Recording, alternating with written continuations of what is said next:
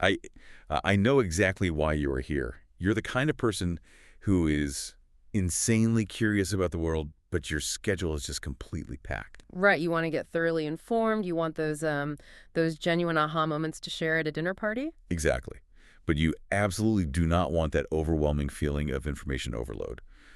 So, well, you are the perfect place. Welcome to the Deep Dive. Glad to be here. Today, our mission is to unpack a critical, genuinely chaotic moment from the Eastern Front of World War I. We are diving into the Battle of Gumbinnen. And our source material for this journey today is an incredibly in-depth Wikipedia article. It covers the battle, the shifting strategies. A massive clashing personalities. Oh, yeah. The personalities are huge here. It really is a fascinating piece of history to dig into, largely because it perfectly illustrates how fragile military strategy can actually be. It's so true. I mean, we often grow up thinking of these historical battles as these grand, calculating chess matches played by detached geniuses. Yeah. Right, guys, moving pieces on a board.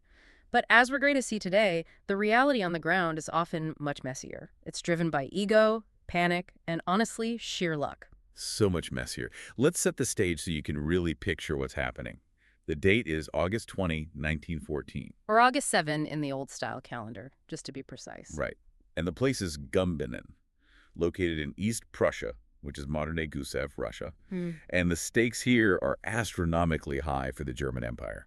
We really need to look at the overall German strategy right at the start of the war to get this. Yeah, so the German Eighth Army is out there in the east, commanded by a general named Maximilian von Prittwitz. And Prittwitz basically had one singular job. Just one. A very specific, strictly defined directive from his high command. He wasn't supposed to be a conquering hero. He was simply supposed to be a wall. Right. He just needed to hold out against the Russian forces, avoid a major defeat, hold his nerve, and not concede too much ground until Germany had secured a victory way over on the other side of Europe. Against France on the Western Front. Exactly. And initially, Prittwitz had a very solid, logical plan to achieve exactly that. He intended to set up a defensive line at the Anjarap River. Which makes sense. Complete sense. The logic was completely sound. Let the Russian commander, Paul von Rennenkampf, exhaust his men and suffer heavy casualties trying to force his way across a fortified river. It's a classic, textbook, defensive holding action. Totally textbook. Okay, let's unpack this, because to understand why that simple, totally reasonable plan completely unraveled, we have to look at the massive forces staring each other down. Let's look at the broad strokes. On the German side, you have the Eighth Army. Which is how big? We're talking somewhere in the neighborhood of 74,400 men, backed up by 224 machine guns and 408 heavy artillery pieces. Wow, okay. And the Russians? Facing them, you have the Russian First Army, commanded by Rennenkampf. The sources indicate they brought roughly 63,800 men to this specific engagement. It's a little smaller. Slightly. But they had 252 machine guns and an equal 408 guns for artillery. So on paper, right at that spot, it looks somewhat evenly matched. Maybe even slightly favoring the Germans. Right. But here is the critical context you have to keep in mind. The Russians overall enjoyed a massive numerical superiority in the broader region. Because Rennenkampf wasn't acting alone. Exactly. Rennenkampf's First Army had backup. There was a second massive force, the Russian Second Army, commanded by Alexander Samsonov. And they are looming out there, marching into position to crush the Germans in a giant pincer movement. A classic pincer. So the Germans know they're heavily outnumbered in the grand scheme of things. Right, and they have this perfect defensive river line picked out to protect themselves. So why not just wait? This raises an important question. How did the Germans, who simply needed to hold the line at the river, wait the Russians out, and stay safe, end up launching a hasty, completely disastrous offensive instead? It is the ultimate question for this entire deep dive. And the answer comes down to a potent mix of brand new military technology, incredible impatience, and a remarkably stubborn subordinate commander. The perfect storm.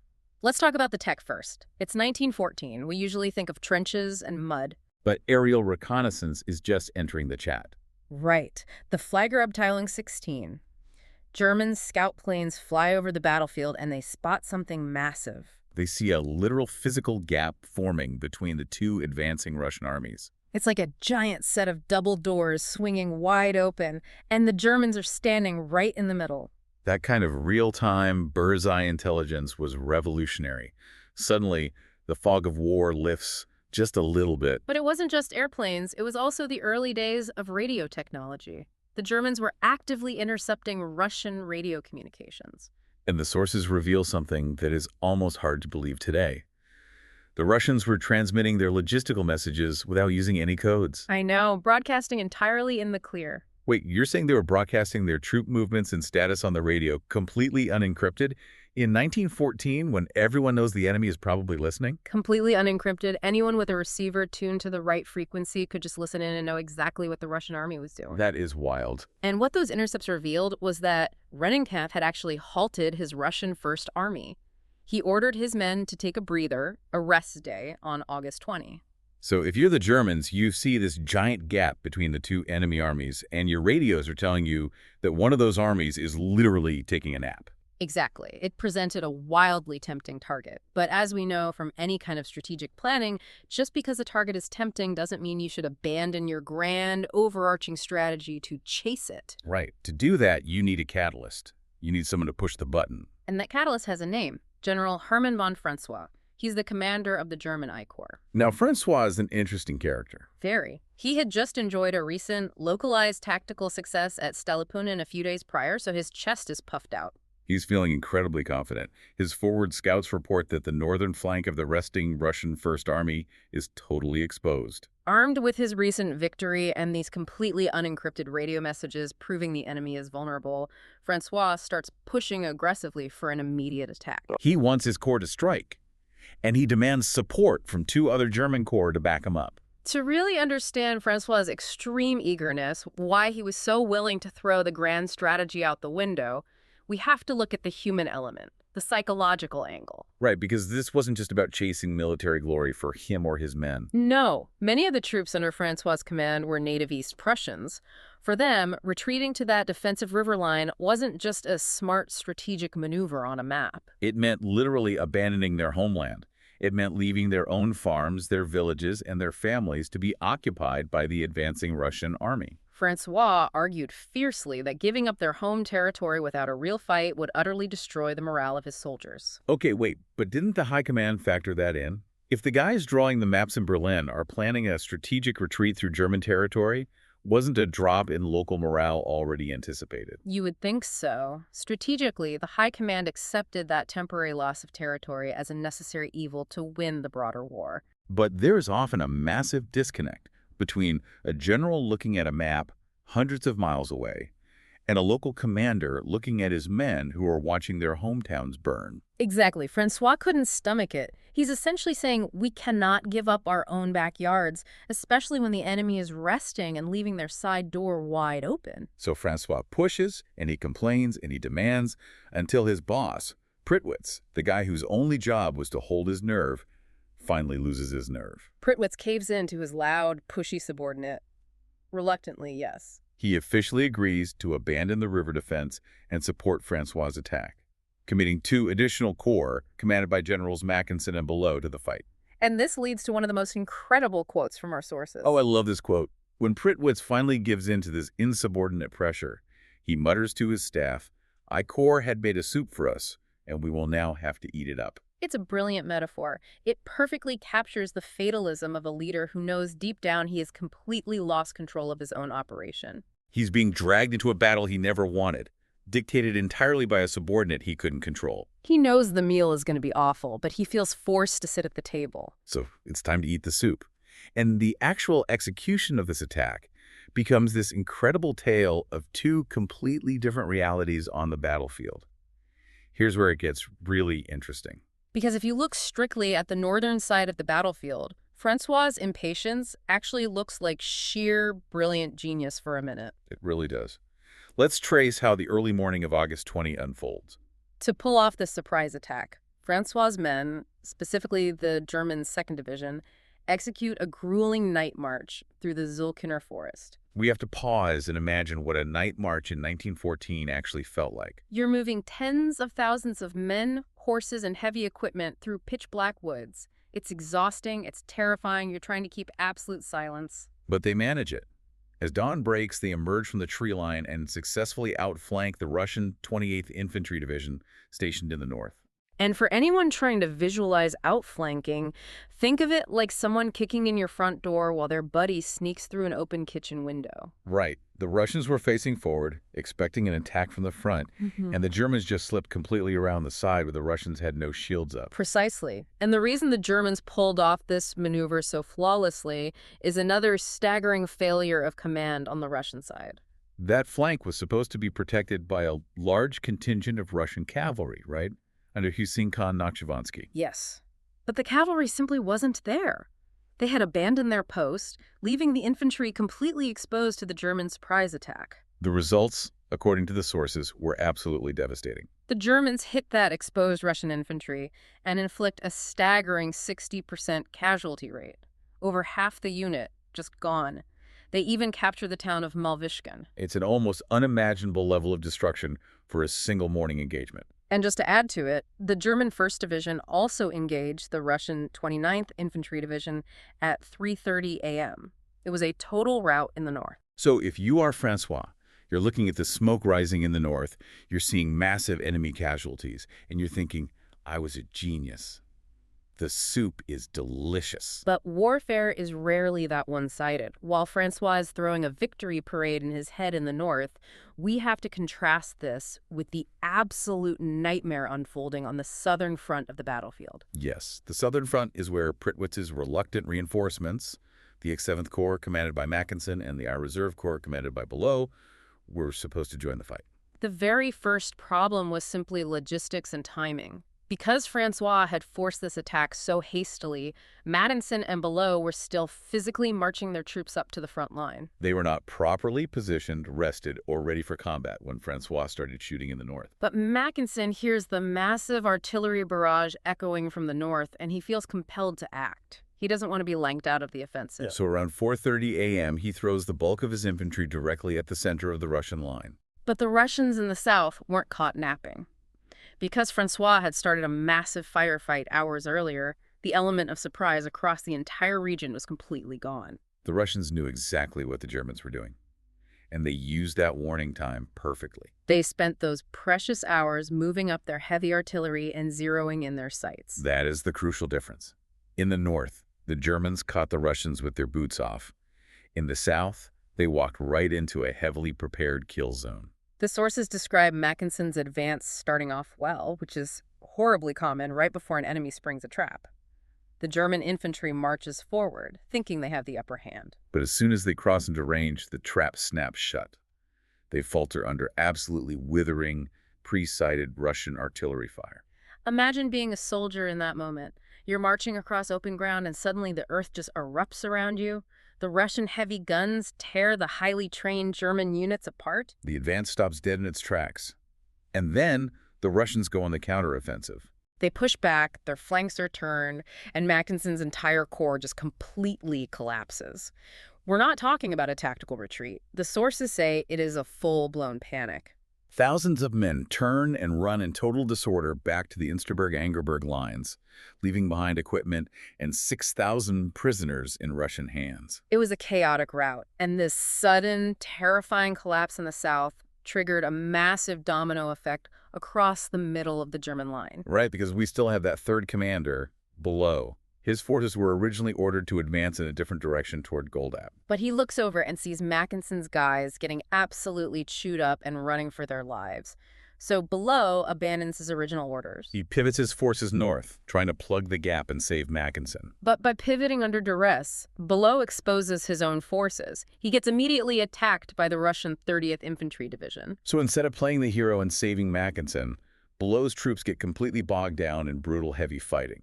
They can't advance, they can't help, and they start taking massive casualties of their own. And Kurt von Morgen's 3rd Reserve Division actually arrived too late to help anyway. So let's look at the psychological collapse that follows. Imagine you are Pripyat, back at headquarters. You didn't want to fight this battle. You knew it was a bad idea. But you agreed to it against your better judgment because a subordinate wouldn't stop yelling at you. Now, your northern army is victorious, your middle army is bleeding out, and your southern army is literally running away in a blind panic. It's a commander's worst nightmare. You've lost cohesion. But incredibly, that isn't even the worst news Pripyat receives that day. Right at this moment of maximum chaos, fresh intelligence arrives.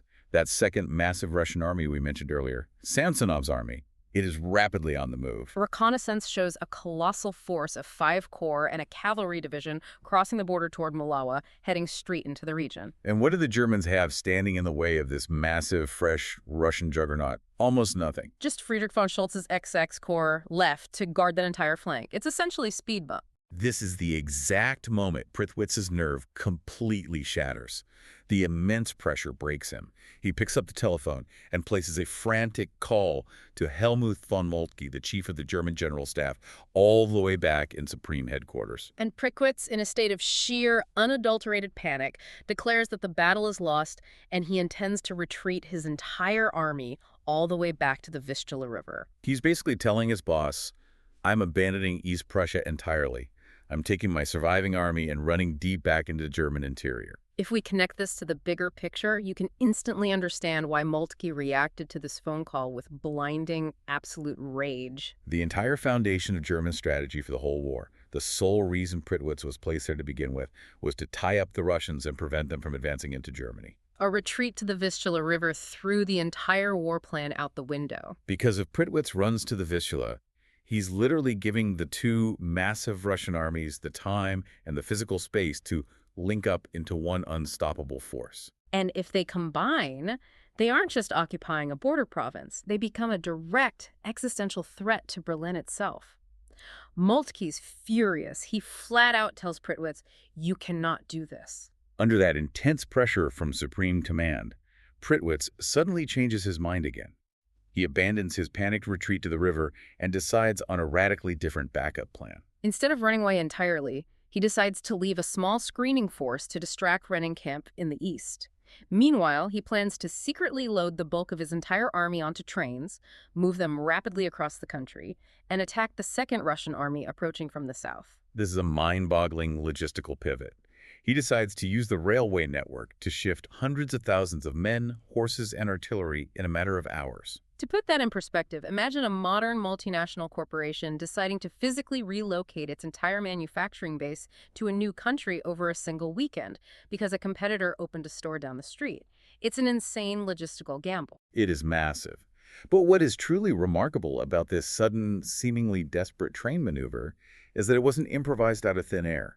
The Germans had actually rehearsed this exact scenario. During pre-war war games, they had practiced changing from facing an enemy in the east to rapidly deploying by rail to face an enemy in the south. They actually had the geometry of the rail lines and the timetables already mapped out in their playbooks. It's fascinating that what looks like a wild last-minute gamble born of panic was actually a rehearsed doctrine. But before we get to the fallout of this massive train ride, there is a fascinating contradiction in the historical sources regarding this battle that we just have to highlight. Yes, the glaring difference between the official military reports and the grim, bloody reality on the ground. It's amazing. We have a direct quote from General Mackensen, the guy whose troops walked into the artillery kill zone and were completely decimated. When describing the retreat of his forces for the official record, Mackensen later wrote, I had the strong impression that my corps had not been outfought, nor had it suffered such heavy losses. In complete calm and good order, and without any interference by the enemy, it made its withdrawal. Complete calm and good order. That is the sanitized narrative he desperately wanted to put into the history books to save his own career. But when we look at the broader historical reality accepted by modern historians, it paints a starkly different picture. The sources make it undeniably clear that Mackensen's corps was effectively knocked out of action for days. The exact phrasing from the historical consensus is just brutal. It says his troops streamed back in disarray, with Mackensen and his staff swept along in the flood. He wasn't calmly directing a strategic withdrawal from horseback. He was literally swept up in a panicked mob of his own fleeing soldiers. This is why you can't always trust a general's diary or an official after-action report. The fog of war is incredibly thick, but the fog of ego can be even thicker. Commanders will routinely bend the truth to salvage their reputations after a disaster. Definitely a lesson to apply to modern memoirs, too. For sure. So let's look at the final fallout of all this chaos. Because while the Germans are panicking, dealing with massive egos, and trying to stuff an army onto steam trains, the Russians are actually struggling with their own colossal problems. Very true. The looming threat of that second Russian army under Samsonov was terrifying. But in reality, they were severely delayed. The infrastructure in the region was abysmal. There was a severe lack of paved roads and reliable railways for the Russians to use, which meant their advance was crawling. And what about Rennenkampf, the commander of the First Russian Army in the north? He had just watched half the German army literally turn around and run away. Why didn't he aggressively chase them down and finish the job? Rennenkampf was incredibly slow to pursue the retreating Germans. His own forces had suffered terrible losses in the center and south, despite winning those engagements. And just like Samsonov, he was plagued by limited supplies. The Russian logistical tail simply couldn't keep up with their frontline troops. They were running out of food and ammunition. So you have a situation where the Russians are bogged down by mud, terrible railways, and empty supply wagons. The Germans actually had the breathing room they needed to pull off their crazy train maneuver. But for General Prittwitz, that breathing room didn't matter one bit. His personal fate was already sealed. The damage to his reputation was completely irreversible. Prittwitz's panicked phone call had a contagious effect. It deeply unsettled Moltke back in Supreme Headquarters. Moltke genuinely believed that Berlin was now under direct threat of a Russian invasion, all because his commander in the east had temporarily lost his mind over the phone. You simply don't get to call the chief of staff, threaten to abandon national territory, cause a heart attack at headquarters, and keep your job. On August 21st, just one single day after the battle, Moltke makes his move. He decides to permanently replace Prittwitz and his chief of staff, Georg von Waldersee. And their replacements were two men who would go on to become legendary, almost mythical figures in German military history, Paul von Hindenburg and Erich Ludendorff. They stepped off a train and assumed command of the Eighth Army the very next day. It's a massive milestone in the history of the war. Maximilian von Prittwitz goes down in the history books, but certainly not for winning. He holds the distinct, rather humiliating honor of becoming the very first army commander to be outright dismissed in World War I, fired on day one of the real fighting, essentially. Yeah, quite the legacy. So what does this all mean? When you look at all these moving parts, the new airplane spotting gaps, the unencrypted radios, the insubordination of Francois, the absolute panic of Prittwitz, what is the ultimate takeaway for you listening right now? The Battle of Gumbinnen is a masterclass in how a single, incredibly impatient decision can unravel a meticulously planned system. Remember Prittwitz's quote about eating the soup? Francois' impatience to fight, driven by early technology and local pride, forced the entire German army into an uncoordinated disaster. It reminds us that in any complex system, whether it's a World War I battlefield, a modern corporate structure, or even local city governance, a localized success, like a rogue manager winning in their specific department, can sometimes be the exact virus that causes a catastrophic systemic failure everywhere else. You win the battle on your little patch of grass, but you ruin the war for everyone else because you broke the framework. It's such a powerful lesson for anyone managing a complex project today. Exactly. And I want to leave you with one final thought to mull over on your own, something that builds on this idea of pristine strategy versus messy reality. Think about the incredible irony of the German war games we discussed. Right, the train maneuvers. Long before August 1914, German generals sat in comfortable, quiet rooms, peacefully and logically moving wooden pieces around a map. They brilliantly designed and rehearsed the exact maneuver of pivoting an entire army by train to face a new threat. It was a masterpiece of theoretical planning. But when the time came to actually execute that maneuver in the real world, it wasn't born of cool-headed rational strategy. It was executed purely out of absolute blinding panic, triggered by generals eavesdropping on unencrypted radios, dealing with insubordinate commanders, and fleeing from massive artillery fire. It really begs a provocative question. When we read history books, how much of what is lauded today as grand military strategy or inevitable genius was actually just the chaotic, completely on-the-fly execution of a backup plan fueled by total panic? Strategy is just panic with a good PR agent writing the history book later. What an incredible thought to end on. We hope you enjoyed this deep dive into the Battle of Gumbinnen. Stay curious, keep questioning the official reports, and we'll catch you on the next one.